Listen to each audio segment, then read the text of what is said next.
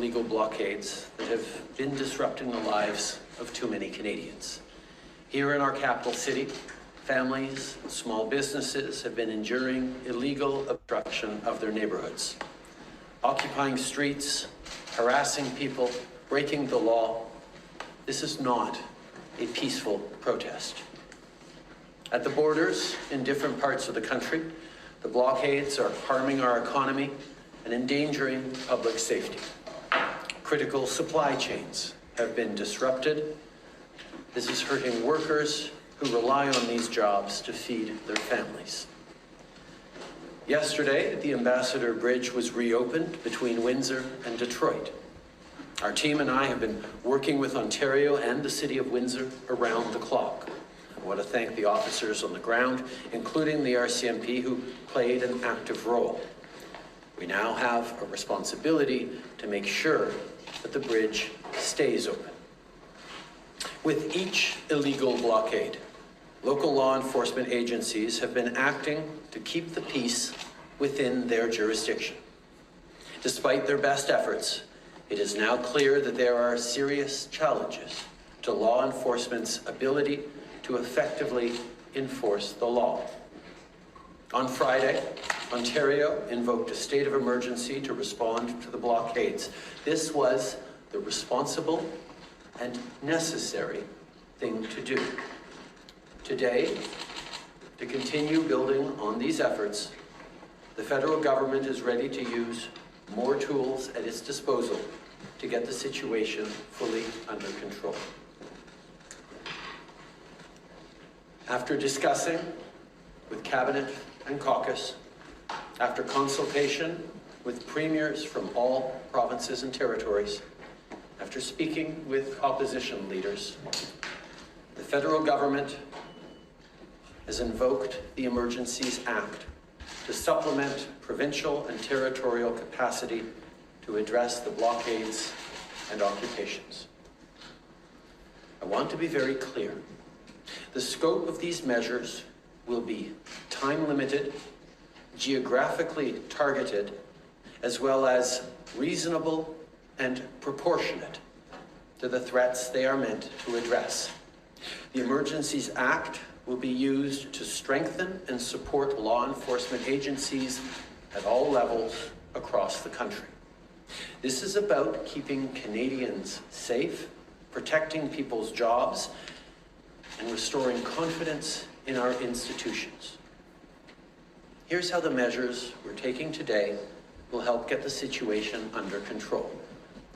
The police will be given more tools to restore order in places where public assemblies can constitute illegal and dangerous activities, such as blockades and occupations, as seen in Ottawa, the Ambassador Bridge, and elsewhere. These tools include strengthening their ability to impose fines or imprisonment. The government will designate, secure, and protect places and infrastructure that are critical to our economy and people's jobs, including border crossings and airports. We cannot and will not allow illegal and dangerous activities to continue. The Emergencies Act will also allow the government to make sure essential services are rendered, for example, in order to tow vehicles blocking roads.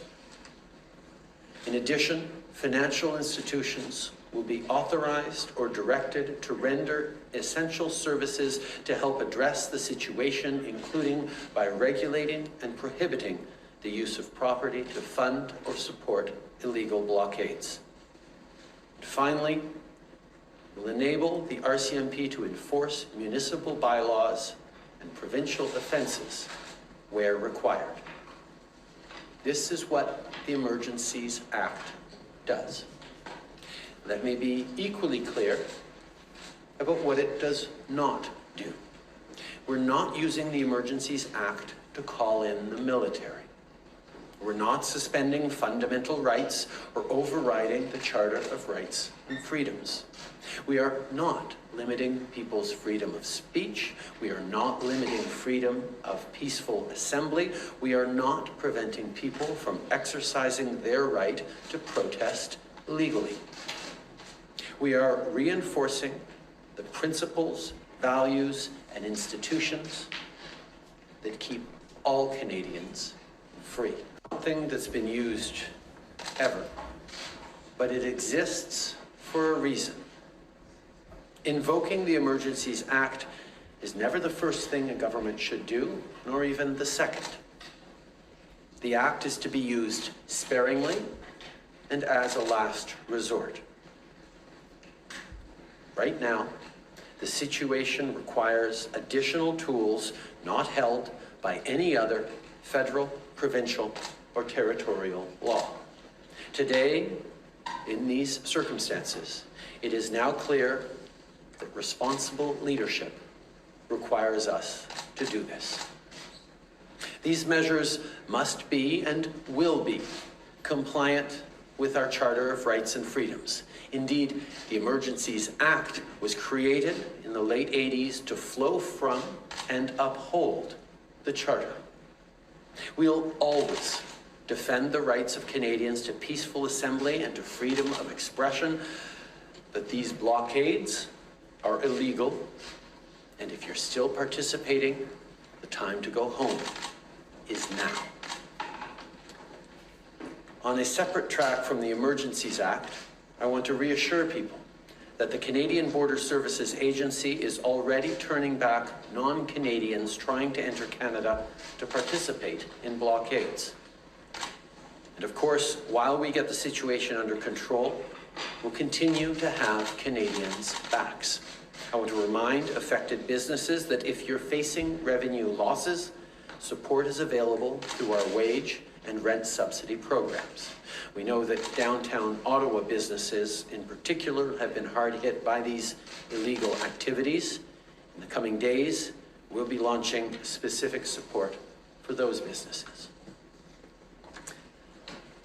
I know that everyone is tired of this pandemic.